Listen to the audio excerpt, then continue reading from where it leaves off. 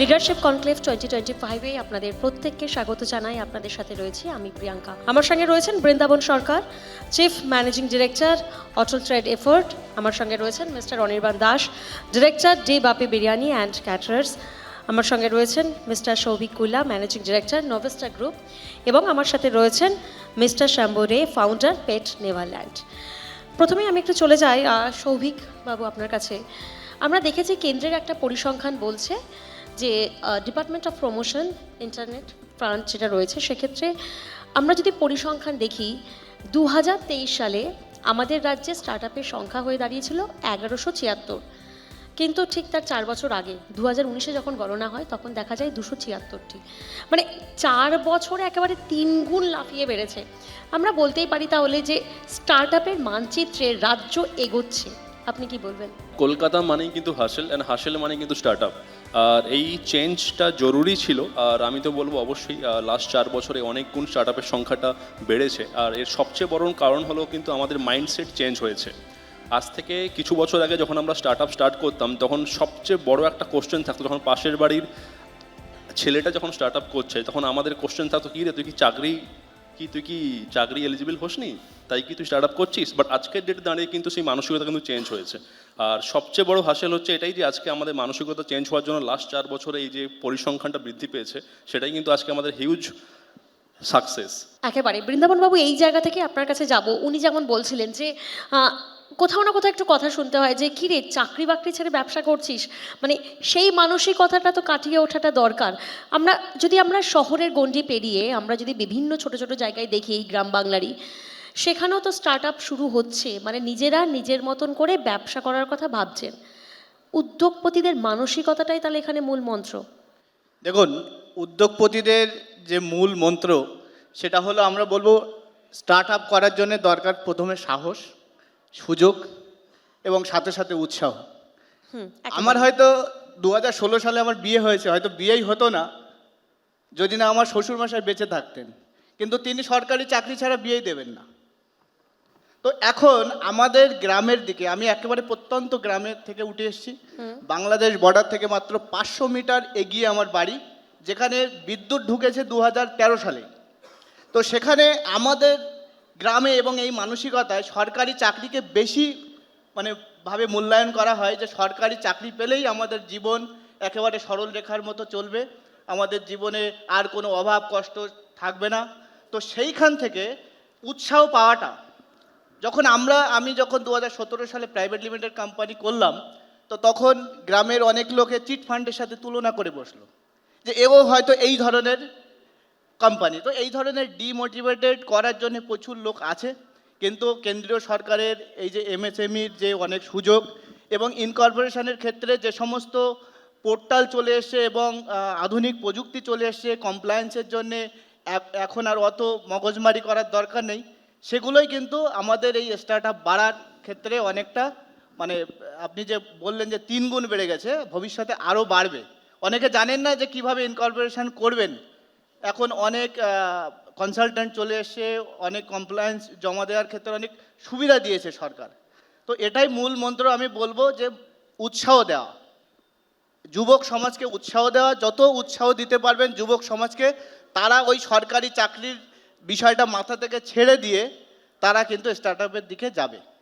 একেবারে এই জায়গা থেকে অনির্বাণ আপনার কাছে যাব, যে আমরা বলছি যে স্টার্ট আপকে উৎসাহ দিলে কর্মসংস্থান বাড়বে। সেক্ষেত্রে যদি কিছু আইডিয়া আপনি দেন, মানে এই প্রজন্ম যদি এখন মনে করছেন যে আমি ওই র্যাট রেসে যাব না, মানে ইঁদুর দৌড়ে যাব না, চাকরি করব না, নিজের ব্যবসাটা নিজে শুরু করব, কিছু আইডিয়া। প্রত্যেককে একটাই কথা বলবো, কোনো জিনিসকে আপনারা নিরাশ হবেন না। নিরাশ হওয়া মানে স্টার্ট আপ, আপনি ছোট্ট ক্ষুদ্র জিনিস থেকেও জীবনে এগিয়ে যেতে পারেন। আজকে আমাদের ডিবাপি বিরিয়ানি প্রতিষ্ঠানটা 2006 শুরু হয়েছিল। 2006 তখন আমরা ফুটপাতে একটা দরমার দোকান ছিল, যেখানে আমরা ওই 4 কিলো 5 কিলো বিরিয়ানি বিক্রি করতাম দিনে। হয়তো সেটা পুরো বিক্রিও হতো না, কোনো সময় দেখা যেত বিক্রি হচ্ছে না, ফেলে দিতে হতো। কিবা আমরা নিরাশ হইনি। আমার মা বাবা আমাদেরকে বলতো, তখন আমরা অনেক ছোট, তখন মা বাবা বলতো যে আমরা প্রত্যেক দিন 3 কিলো 4 কিলো বিরিয়ানি বেচতে আমাদের ঘাম ছুটে যেত। কিন্তু তারা এই উৎসাহটা নিজে স্টার্ট আপ করেছে বিজনেসটাকে, তারা ভেবেছে যে না, আমরা মানুষকে খাওয়াবো, ভালো খাওয়াবো, কোয়ালিটি ভালো করব, জিনিস ভালো খাওয়াবো, কিন্তু দিনের পর দিন তারা যেভাবে এগিয়েছে, যেভাবে আমাদেরকে পথ দেখিয়েছে, বাংলার মানুষকে পথ দেখিয়েছে, আজকে সেই 4 কিলোর বিরিয়ানিতে আজকে সেই জায়গাটা আজকে দাঁড়িয়েছে। প্রত্যেক দিন 30,000 মানুষ আজকে ডিবাপিতে পার ডে বিরিয়ানি খায়। সে 4 কিলো বিরিয়ানি আজকে 30,000-এ গিয়ে ঠেকেছে। তার কারণ একটাই, তারা কিন্তু মনোবল হারায়নি। কিন্তু এখনকার জেনারেশনের ছেলেমেয়েরা খুব তাড়াতাড়ি মনোবল হারিয়ে ফেলে। তার কারণ কি? বাড়ি থেকে একটা প্রেশার থাকে, এই যেমনি দাদা বলছিল সরকারি চাকরি কিংবা একদম। আইটি সেক্টরের চাকরি। তো আমি বলবো তোমরা তোমাদের মনে যেটা ইচ্ছা, তা আমি বাড়ির লোককে বলবো আপনাদের সন্তানদের যেটাই ইচ্ছা তাদেরকে সেটা করতে দিন। যেই লাইনে যেতে চায় সে যেই লাইনই হোক, মিউজিক লাইনে হোক, মানে তাকে করতে দিন। স্টার্ট আপ শুধু বিজনেসের ক্ষেত্রে বলবো না, মানে যে কোনো কিছুর ক্ষেত্রে হতে পারে। তো সে যদি মন দিয়ে সে জিনিসটাকে করতে পারে, আমার মনে হয় সে জীবনে এগিয়ে যেতে পারবে। সেটা আমি কোনো খাবারের বিজনেসের ক্ষেত্রে বলবো না, সে চাকরির ক্ষেত্রেও হতে পারে, সে ব্যবসার ক্ষেত্রেও হতে পারে, যদি তার মানে মনোবলটা ভালো আইডিয়াটা থাকে। স্পেসিফিক নয়, মানে যেটা ইচ্ছা, যেটা নিজে চান সেটাই করতে পারেন, এক্স্যাক্টলি, সেটা আমার নিয়ে এটা এগোনো যেতে পারে। একদম। আমার স্টার্ট আপ মানে আমি শুধু বলবো না যে শুধু কর্মস্থান ব্যবসা করলেই হবে। স্টার্ট আপ মানে ইউ ক্যান ডু পরিকল্পনাটা এনিথিং। নিয়ে এগোতে হবে। একদম। শম্ভুবাবু, এই জায়গা থেকে আপনার কাছে যাব। আমরা দেখেছি যে স্টার্ট আপের কথা ভাবছে এই প্রজন্ম, এগোচ্ছে। ভারতের স্টার্ট আপ ইকোসিস্টেমে আমরা দেখছি পশ্চিমবঙ্গ একেবারে লাফিয়ে লাফিয়ে এগোচ্ছে। রাজ্য সরকারের নীতি রয়েছে West Bengal start up policy. যদি আপনি বলেন যে কি কি সুবিধা পাবেন উপভোক্তারা? স্টার্ট আপের ব্যাপারটা যেটা আছে সেটা হচ্ছে আমাদের লাস্ট 3 to 4 ইয়ার্স আমরা দেখছি এটা আস্তে আস্তে এগোচ্ছে, কিন্তু আমি এখনও মনে করি যে ওটা এগোচ্ছে কিছু স্পেসিফিক সেক্টরে। এর বাইরেও এখনও অনেক রকমের শিল্প আছে বা ছোটোখাটো অনেক ধরনের কাজ আছে যেটা কোনো ইন্ডাস্ট্রিকে রিলেট করে। সেই সমস্ত দিকে যদি আরও এগোতে পারা যায় তাহলে সেটা আরও বেশি হেল্প হবে। এবার এখানে আমার যেমন মনে মানে হয় সেই জায়গাগুলো যদি বলেন, কোন কোন সেক্টরটা যেমন আপনি আমি বলছেন? বলি মেডিকেল সেক্টর আছে, ধরুন কোনো একটা ডায়াগনস্টিক সেন্টার বা কোনো একটা নার্সিংহোম, হসপিটাল, এখানে বিভিন্ন ধরনের জিনিস লাগে। যেমন একটা ক্লিন করতে গেলে একটা হ্যান্ড ওয়াশ লাগে, যেমন একটা ধরুন একটা ফ্লোর ক্লিনার লাগে। স্যানিটাইজেশনের জন্য তারা খোলে খুব রিজনেবল প্রাইসের মধ্যে কোনো ভালো প্রোডাক্ট যদি পাওয়া যায়। এর বাইরেও থাকে হচ্ছে স্যানিটাইজার, ন্যাপকিনস, টিস্যুস, যেগুলো কিন্তু খুব বড় ইন্ডাস্ট্রি ছাড়াও বানানো সম্ভব আমার মনে হয়। এর বাইরেও আদার অনেক ইন্ডাস্ট্রি ব্যবসার জায়গা আছে, যেমন ওনারা বললেন খুব সুন্দর, যেটা হচ্ছে বিভিন্ন হোটেলস, রেস্টুরেন্ট। আমি আপনাকে ডিবাপিরই কথা বলি, এখন এটা একটা বড় সংস্থান ধরুন, এবার সেখানে প্রচুর মানুষ খেতে আসে। এবার এটা যখন খায় সেই রিলেটেড দেখবেন অনেক কিছু জিনিস লাগে, যেগুলো অনেক সময় আমরা পলিউশনকে বাঁচিয়ে করতে পারি, ডিফারেন্ট টাইপের কিছু জিনিস চেষ্টা করতে পারি, কিন্তু আমার সম্ভব মনে হয় এটা নিয়ে অ্যাওয়ারনেসটা আজও অনেক কম। কয়েকটা যেটা আমাদের কলকাতায় ভীষণ পপুলার, সেই কটা দিকেই লাস্ট 3-4 বছর 5 বছরে যতটা সম্ভব এগোনো গেছে, বাট আরও এখনও অনেক ফিল্ড পড়ে আছে, তাতে করে অনেক বেকারের সংস্থান হয় বা অনেক মানুষ কাজ করতে পারেন, যেগুলো অ্যাওয়ারনেস গভর্নমেন্টের তরফ থেকেও থাকা উচিত। আর আমাদের যারা মানে সাধারণ মানুষ আছি, যারা কিছু স্পেসিফিক জবকে স্টেটাস বলে সিলেক্ট করে থাকি, তাদেরও এই ব্যাপারটা একটু সচেতন হয়ে বাকিদেরও ইন্সপায়ার করা উচিত বলে আমার মনে হয়। হাতে হাত ধরে এগিয়ে আসতে হবে সবাইকে। বৃন্দাবনবাবু, এই জায়গায় আপনাকে জিজ্ঞাসা করব যে আমরা দেখেছি কলকাতা টেকনোলজিক্যাল স্টার্ট আপের ক্ষেত্রে একেবারে হটস্পট আমরা বলতে পারি। আমরা শহরে ইনকিউবেটর দেখছি, আমরা দেখছি কোওয়ার্কিং স্পেস বাড়ছে। কোথাও কি কোনো প্রতিকূলতা থাকছে? দেখুন, প্রথম যে প্রতিকূলতা সেটা হলো একটা স্টার্ট আপ করতে আমাদের পুঁজি দরকার। পুঁজি সফলতা কি কুঞ্জি। তো সেই পুঁজির ক্ষেত্রে আমাদের যে সমস্ত কেন্দ্রীয় সরকারের যে সমস্ত প্রকল্প আছে, সাথে সাথে যে সমস্ত রাজ্য সরকার সহযোগিতা করছে, সেক্ষেত্রে তো আমরা যারা স্টার্ট আপ করছি সেই মানে বিষয়টাকে হ্যান্ডেলিং করতে পারছি না ঠিকঠাক করে, যে আমরা কোথায় গেলে আমাদের স্টার্ট আপের জন্য লোন পাবো। মানে কেন পারছি না, খামতিটা কোথায়? খামতিটা দেখুন, আমরা যে শিক্ষাটা স্কুল থেকে গ্রহণ করি না, যে পুঁথিগত শিক্ষা, ব্যাকরণ, কোষ, তারপরে ইতিহাস, ভূগোল, জীবনবিজ্ঞান, এটা আমাদের রিয়েল লাইফে না ততটা কাজে লাগে না। রিয়েল লাইফে যেটুকু আমাদের কাজে লাগে সেটা আমরা পরিবেশ থেকে শিখি। 90% এডুকেশন আমাদের পরিবেশ থেকে আমাদের স্টার্ট আপগুলোতে কাজে লাগে। তো পরিবেশের মধ্যে 99% মানুষ যারা এখন দরিদ্র সীমার নিচে আছে, তো আমি যে পরিবেশ থেকে বিজনেসটা শিখব, সেই পরিবেশে সবাই গরিব, সেই পরিবেশে কেউ স্টার্ট আপ করেনি, আমার বাড়িতে কেউ করেনি, তো আমি শিখবো কোথা থেকে? আমার যে এই লোন কিভাবে পাবো, কিভাবে আমার সিভিলটাকে ঠিক রাখবো, কিভাবে একটা প্রাইভেট লিমিটেড কোম্পানি ইনকর্পোরেশন করব, এবং কিভাবে আমি সেটাকে মেনটেন করব, যেমন ইএসআই থেকে শুরু করে পিএফ, এই ধরনের কিছু আমাদের কাছে চলে আসে। তো সেগুলো কোথায় করব, কিভাবে করব, এগুলো আমরা জানি না। তো স্কুল এডুকেশনের সাথে সাথে যদি আমাদের সেই রকম, আমরা হাই সেকেন্ডারির আগে আমরা কমার্সের কিছু পড়তে পারি না, তো সেক্ষেত্রে আমাদের এই ধরনের সিলেবাসগুলোতেও কিভাবে আপনি একটা এন্টারপ্রেনিউর হয়ে উঠবেন, কিভাবে আপনি স্টার্ট আপ আনবেন, সেগুলো আমার মনে হয় যে শিক্ষা ব্যবস্থার মধ্যে ছোট মানে থেকে আপনি বলছেন যে স্কুল লেভেল থেকেই কোথাও না কোথাও আমাদের একটু শেখানো দরকার। একদম, আমরা যেটা শিখছি সেটা কাজে লাগছে না, যেটা কাজে লাগছে সেটা শিখতে পারছি না, এটাই হলো একটা বিষয়। আচ্ছা, এই জায়গা থেকে আপনি কি সহমত? আপনার কি মনে হয় যে মানে পুঁজিটা এখানে কতটা ফ্যাক্টর? মানে আমি কি শুধুমাত্র 1 লাখ টাকা নিয়েও আমি স্টার্ট আপ শুরু করতে পারি, নাকি একটা হিউজ অ্যামাউন্ট দরকার? একদম, কারণ স্টার্ট আপ শুরু করতে গেলে অ্যাকচুয়ালি পয়সা লাগে না, স্টার্ট আপকে স্কেল করতে গেলে পয়সা লাগে। তো স্টার্ট আপ শুরু করার জন্য যে হাসেলটা দরকার, যে মনের জেদটা দরকার, সেটা থাকলেই স্টার্ট আপ শুরু করা যায়। বাট যখন আমরা স্টার্ট আপকে স্কেল করি, যখন আমরা গ্রোয়িং স্টেজে থাকি, তখনই অ্যাকচুয়ালি ফান্ডটা রিকোয়ারমেন্ট হয়। আর তখন আমার মনে হয় যে এই সমস্ত জায়গাতে কিছু জিনিস আরও বাড়লে ভালো লাগবে। যেমন যদি state government plus central government থেকে যদি যে সমস্ত স্কিমগুলো রয়েছে, সেগুলো আমরা অ্যাকচুয়ালি 90% মানুষ কিন্তু অ্যাওয়ার্ড নই। তো সেগুলো যদি একটু অ্যাওয়ারনেস প্রোগ্রামের মাধ্যমে যদি একটু যারা আমাদের স্টার্ট আপস ওনার রয়েছে, ফাউন্ডার্স রয়েছে, তাদের কাছে যদি পৌঁছে দেওয়া যায়। দ্বিতীয়ত, ব্যাংকিং যারা লোন দেয়, সেই লোন প্রসেসটা যদি স্টার্ট আপসদের ক্ষেত্রে যদি আরও ইজিয়েস্ট হওয়া যায়। এবং তৃতীয়ত, যদি যারা ইনভেস্টার্স, যারা আমাদের অ্যাঞ্জেল ইনভেস্টার বা যারা ইনভেস্ট করে, তো তারা যদি আরও একটু রিস্ক নিতে যদি এগিয়ে আসে, তাহলে মনে হয় যে স্টার্ট আপদের গ্রোয়িং জার্নিটা আরও ইজিয়েস্ট হয়ে যাবে। কারণ আজকের স্টার্ট আপই আগামী দিনের এমএনসি। তাহলে উদ্যোগপতিদের জন্য, মানে যারা ধরুন আজকে চাকরিটা ছাড়লো, চাকরি ছেড়ে এবার তারা ব্যবসার জন্য ভাবছে, ভেবে একটা ব্যবসা শুরু করলো, পুঁজি জোগাড় করলো, কিন্তু কোথাও না কোথাও তো মনোবলটাও তাহলে দরকার। মানে একদিনে তো ব্যবসাটা দাঁড়াবে না, কিন্তু সেই জায়গা থেকে একটা ফিনান্সিয়াল সাপোর্টও দরকার, মানে ফ্যামিলিকে দেখার জন্য। তো এই জায়গাটা আপনি কিভাবে ওভারকাম করেছিলেন?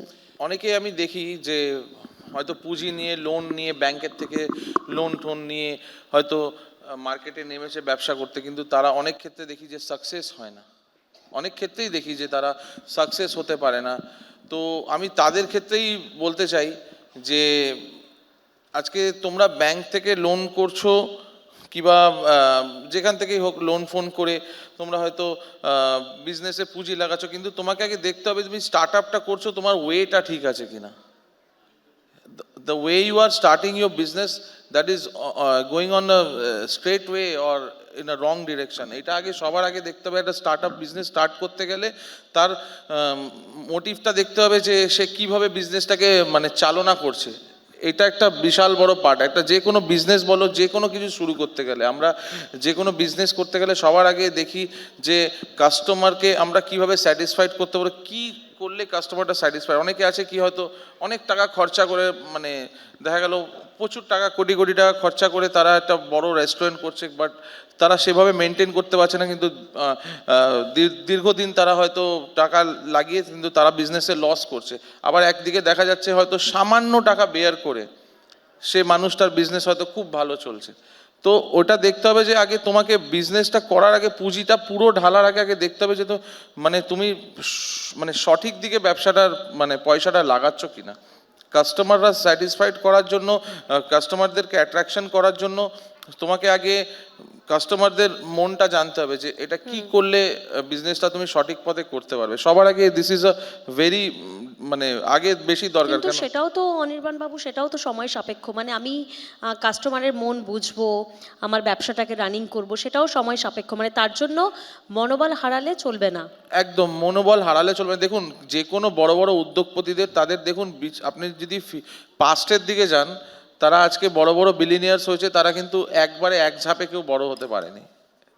প্রত্যেককেই স্ট্রাগল করতে হয়েছে। ইভেন তাদের পাস্টটা আপনি ভালো করে জানুন, দেখুন তারা কিন্তু এক লাফে হয়নি, তারা বিভিন্নভাবে ঠোকর খেয়েছে, ধাক্কা খেয়েছে, আবার উঠে দাঁড়িয়েছে। হ্যাঁ না? তো আমি এটাই বলতে চাই আজকে ঘুরে আমার দাঁড়িয়ে দাঁতে দাঁত চেপে লড়াইটা চালাতে হবে, মানে হাল ছেড়ে দিলে হবে না। না, একদম হাল ছাড়লে হবে না।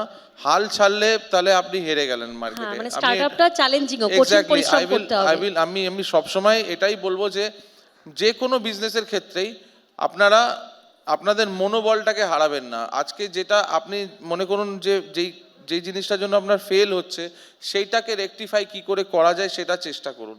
কিন্তু আপনি যদি একেবারে ভাবেন যে না আমার বিজনেসে লস হচ্ছে আমি এটা বন্ধ করে দিই, then you can't recover your business and you can't grow your business. বিজনেসকে একদম। গ্রো করতে গেলে সবার আগে ধৈর্য প্রচুর প্রয়োজন আছে। ব্যবসা মানে বিশাল ধৈর্যের প্রয়োজন। আপনার দোকানে কাস্টমার আসবে, আপনাকে দুটো বাজে কথা শুনিয়ে যাবে, but you have to be very down, মানে আপনাকে খুব পেশেন্স রেখে কুল ডাউন থাকতে হবে। এইটাই সো একদম। আমার শেষ প্রশ্ন আপনার কাছে, আমরা যেটা দেখলাম যে department for promotion of industry and internal trade বলছে যে বাংলা স্টার্টআপের ক্ষেত্রে একদম লাফিয়ে লাফিয়ে বাড়ছে, সংখ্যা বাড়ছে, কর্মসংস্থান বাড়ছে। তাহলে বাংলাকে এই কর্মসংস্থানের আঁতুড়ঘর করার জন্য আপনি কি বার্তা দেবেন? আমি আগেও একটা কথা বললাম, সেটা হচ্ছে যে এখানে পসিবিলিটিস, অপরচুনিটিস অনেক বেশি আছে। কিন্তু একটু আগে উনি যেটা বললেন ঠিকই বলেছেন, সেটা হচ্ছে যে এখানে মানুষকে আরও বেশি না ওয়েল এডুকেট করতে হবে এই ব্যাপারগুলোতে। ক্যাম্পেনিংয়ের খুব প্রয়োজন আছে, আর খুব বেশি যেটা প্রয়োজন আছে সেটা হচ্ছে ইন্সপিরেশনের, যেটা এখানকার ইন্ডাস্ট্রিয়ালিস্ট, এডুকেটেড মানুষ এবং এখানকার গভর্নমেন্টের আরও অনেক বেশি এগিয়ে আসতে হবে। উনি বললেন যেমন কোনো কেউ কাজ করতে গেলে অনেক সময় মিসবিহেভ করে বসেন, বা প্রপার কিভাবে কথা বলা দরকার, কেন যে একটা কাস্টমারকে সার্ভিস দেওয়াটা কতটা ইম্পর্ট্যান্ট, এই জিনিসগুলোকেও তাকে এডুকেট করতে হবে। কিন্তু এটা অনেক সময় আবার নার্ভাসনেসের জন্যও হয়। মানে কেউ ভেবে বেড়ান যে একটা অ্যাপ্রক্সিমেট এতটা ফান্ড হলে আমি একটা কোম্পানিকে বিল্ড আপ করতে পারবো বা একটা প্রজেক্টকে রান করাতে পারবো। এটা একটা ইমাজিনেশন, যখন স্টার্ট হয় কিছুদিন সময় যায়, আর ইমাজিনেশন অনুযায়ী সাপোর্ট প্রথমের দিকে নাও আসতে পারে, তাই তাকে পেশেন্স রাখতে হবে। কিন্তু এই পেশেন্সটা রাখার জন্য তাকে সাপোর্ট দেওয়ার প্রয়োজন আছে। যদি আমার কাছে কোনো সাপোর্ট না থাকে সেই সময় আমি অটোমেটিক্যালি আমার পেশেন্সটাকে লস করব। সেখানে যদি গভর্নমেন্ট বা এডুকেটেড মানুষ বা other industrialist, those who established well in Kolkata or West Bengal, তাদের এগিয়ে আসা উচিত বলে আমার মনে হয়। বা যাদের ফাইন্যান্সিয়াল কন্ডিশন অনেক বেটার, তাদের এগিয়ে আসা উচিত, তাদের পাশে দাঁড়ানো উচিত। সেটা খুব একটা হয় বলে আমার মনে হয় না। মানে আমি তো সঠিকভাবে পরিকল্পনা করে এগোতে হবে এবং প্রত্যেককে হাতে হাত ধরে এগোতে হবে। মানে কোনো একজনকে সামনে ঠেলে দিলাম, নে বাবা তুই ব্যবসা কর, হবে না। মানে সেক্ষেত্রে ফ্যামিলি সাপোর্টটাও খুব দরকার। মানে আপনারা সবাই সহমত সেক্ষেত্রে। বোঝা যাচ্ছে যে পরিকল্পনাই হলো সাফল্যের চাবিকাঠি। ঠিকঠাক ছক কষে পরিকল্পনা করে যদি আমরা এগোই, সাফল্য কিন্তু আসবেই।